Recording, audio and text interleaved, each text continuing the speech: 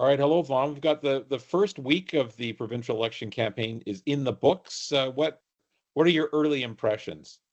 Well, I think, we've seen it with the first three opinion polls we got this week. It started a dead heat, and the three polling companies say it's still a dead heat. Two of the polls have the Conservatives ahead a little bit, and one of the polls has the NDP ahead a little bit. This is Angus Reid, Leger, and Main Street. But really, the gap is within the margin of error. So right. I'm sure it's encouraging to the Conservatives to know they're ahead in two polls. But really, what we're looking at is what we started with, a dead heat. This is a very close election so far. Mm-hmm. So what do you think? Start with the NDP. What stood out for you in their approach in terms of their own policies and how they're trying to frame Rustad and the Conservatives? Like what are they up to? I would, with the NDP, I'd start with this. You got back up to the beginning of the year, and they thought they had it in the bag, and they were governing like that. They've spent record amounts on announcements, on events, on funding, on program funding. We were running record deficits. They've dominated the news coverage day after day after day for months.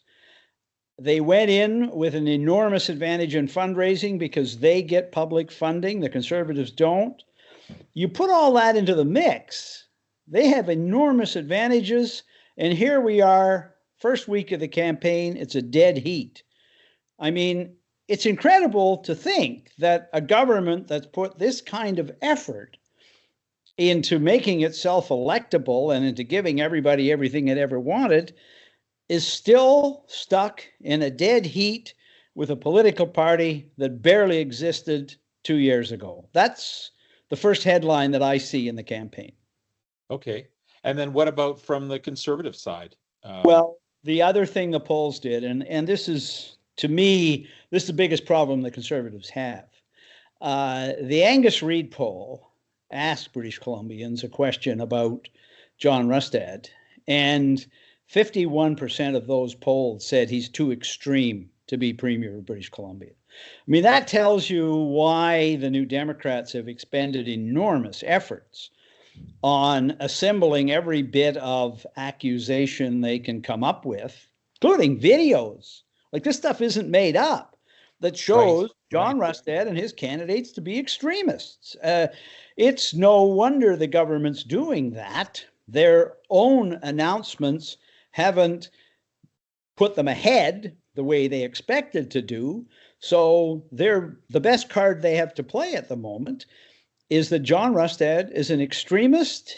And what can you say? The argument has some merit. There's plenty of evidence out there that Rustad hasn't thought enough, in my view, about the need to appeal to moderates, people in the center, people who are undecided.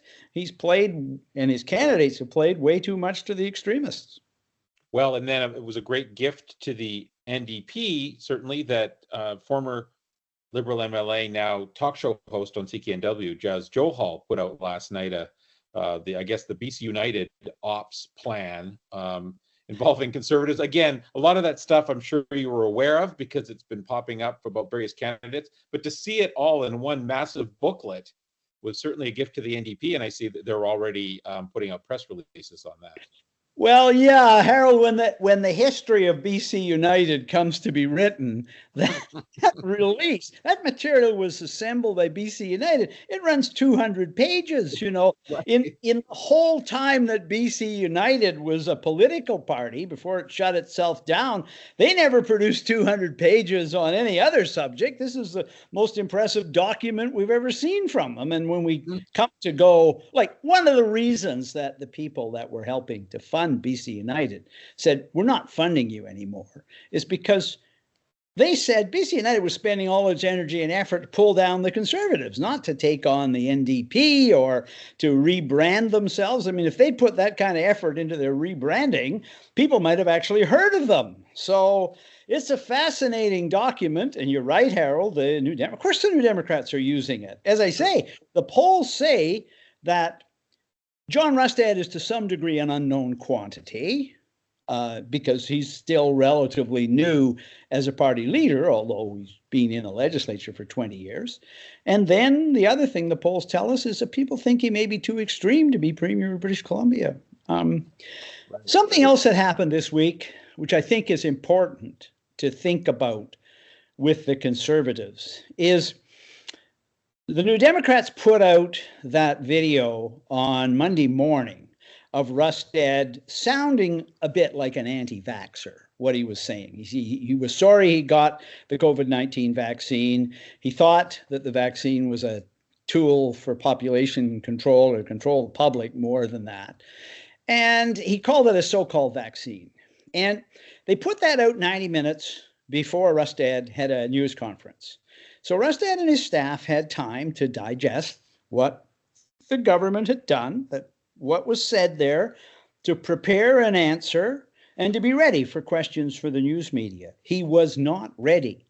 That first news conference on Monday, he ducked questions about what he'd said on the video a half dozen times. Again and again, he refused to answer. Now, a political party that was well-staffed and a leader who was more experienced, you're ready for what's out there. You've got an answer. You know what you're going to say. Later in the day, and then the next day, Rustad did have some answers that provided some perspective on what he'd said on the video. He was clear that he believes in some vaccines.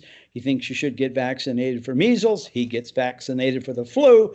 His concern about the COVID-19 vaccine was because he'd had a heart issue after getting one of the shots. So that puts some perspective in it. But the trouble is we're in a real-time world. The news cycle is measured now in a matter of minutes. And what that showed to me was that the Conservatives are trying to build a political party at the same time as they're trying to win an election. That's not easy to do. And so you saw Rustad's inexperience and the weakness of his team in responding to an immediate news event. That's interesting. Yes, for a party that went from 0 to 100 very quickly, and now, heading towards an election that is, we're talking razor thin margins potentially here. Do they have the ground game to run a campaign? That's a really good question. We know the New Democrats are very well organized. They have a huge, I see some notes that they're looking for volunteers, but compared to the Conservatives, the New Democrats have the resources, the experience, the organization. They're able to draw on organizers from the trade union movement. And again, that's what trade unions do. They organize, right? So they're well prepared for a campaign. And what we're seeing is the Conservatives, as I say, are trying to build a political party. In the real world, the campaign is 28 days long, right? You're not ready.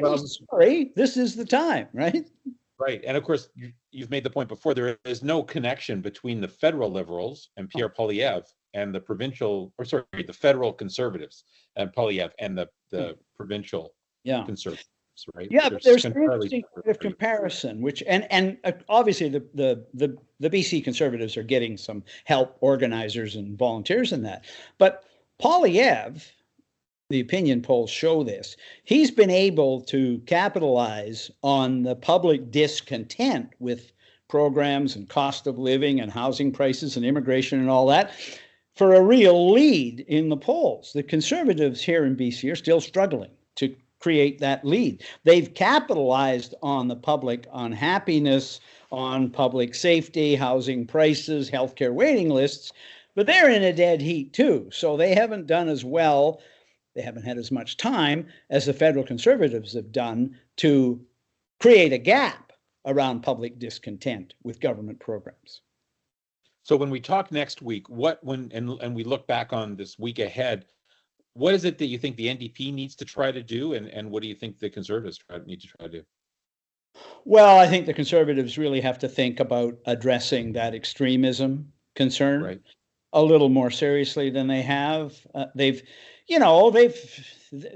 own supporters are very happy with them, and there you are. You're in a dead heat. You need to think about the voters that are undecided. There's still a lot of them. You need to think about the people that maybe voted for the federal Liberal Party that are having second thoughts about voting for the Conservatives. The New Democrats, I think, their attack stuff is really good, but they've not been able to deal with the problem. They picked the issues 18 months ago. They said, we are going to show results on housing affordability. We're going to show results on healthcare waiting. We're going to show results on public safety and on cost of living. They've got endless statistics, but they are every day. There's, particularly on public safety, there are stories that are really discouraging. In Nanaimo, there's a bus stop in New Westminster that people won't go to because it's inhabited like a homeless encampment. There's a huge outcry here in Victoria. Like, they haven't gotten past the statistics to be able to show the public, actual results on some things that matter.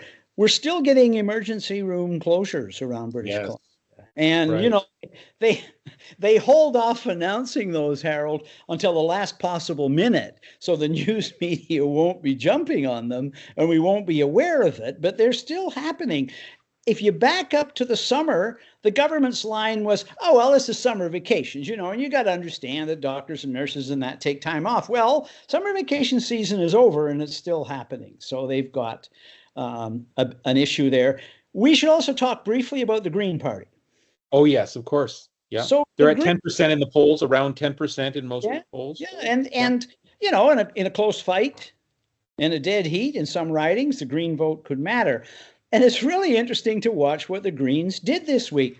The Greens have picked up the stands that the NDP used to support. And they're saying, if you still like these issues, you could come and vote for us. So the Greens are still supporting the carbon tax. The Greens are still supporting expanding safer supply of drugs. The Greens are saying involuntary treatment doesn't work. And, that may not be a mainstream view. I think the reason the NDP has abandoned those positions is because they realize they're not winning with the voters. But in some ridings, that could make a big difference. That could mean that some unhappy New Democrats who liked those original positions decide to go and vote for the Greens. Something else that jumped out in one of the polls this week, and I think it was Angus Reid, Shachi Curl of Angus Reid pointed out, there's some evidence that the Green vote, people who said they were going to vote Green in and around Metro Vancouver, or who voted Green last time, are now looking at the Conservatives. Now, that doesn't scan left to right, but it does add up to, if you're unhappy with the government, if you're unhappy with what they've done, you're looking at a party that has a chance to beat the government. And so not every voter thinks ideologically. So you may be seeing people that Green supporters, seeing Andrew Weaver, the former leader of the Greens, has endorsed the Conservatives because he says he thinks the Conservatives have more integrity than do the NDP because David Eby bailed on the carbon tax. So, it doesn't always scan left and right is all I'm saying. And so the Greens, like the independents that we talked about last week, those candidates, if we stay as a dead heat to the end of next week, those candidates may end up having an impact on vote splitting in some ridings. The other thing we'll want to see is whether the NDP's attacks on Rustad have an impact on the dead heat. Some of the stuff you and I have just been talking about, like the vax issue, like Rustad's views on a couple of other things, those happened during the week, so they weren't all tapped into by the pollsters. So we also have a radio debate next week. Yes. Tuesday, I think it is. October 2nd, I think. Yes, right. Yeah, so radio debate, and then the TV debate is the following week. So again, because so many voters really don't know much about John Rustad, I think they'll be tuning in to both the radio and the TV. What do I think of the guy? How is he doing?